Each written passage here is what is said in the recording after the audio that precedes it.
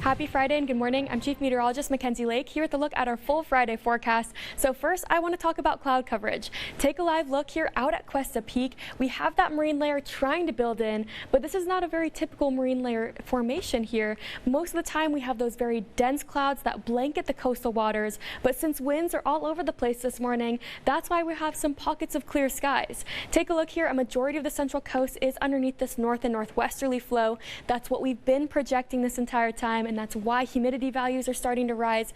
But you can see just how interesting those winds are. We're not quite holding on to that northwesterly push down in Ventura County. We actually have more of a southerly approach. So that's why clouds are really struggling to form. The marine layer hasn't quite formed completely along the coastline.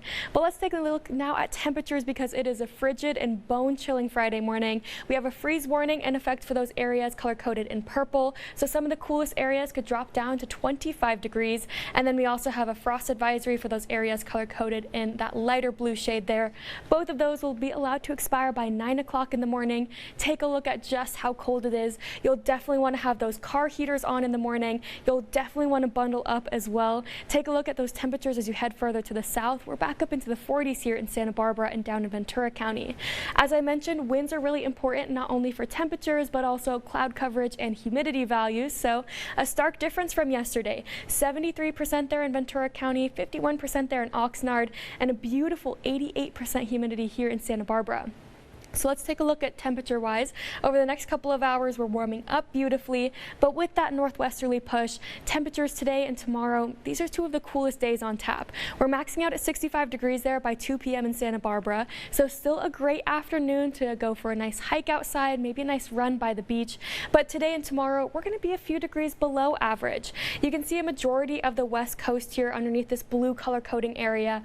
Well, again, that is those cooler than average temperatures, but that's nothing compared to all this Arctic blast and all that Arctic air that we're seeing for a majority of the middle half of the U.S. here.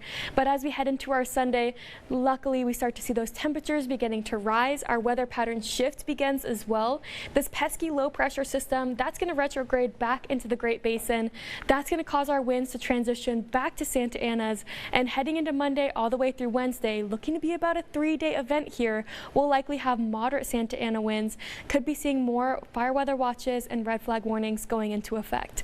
Before we talk more about that, I want to focus on our Friday here because it's such a pleasant afternoon. 62 degrees in Summerlin. I'm forecasting for 60 degrees there in Carpinteria.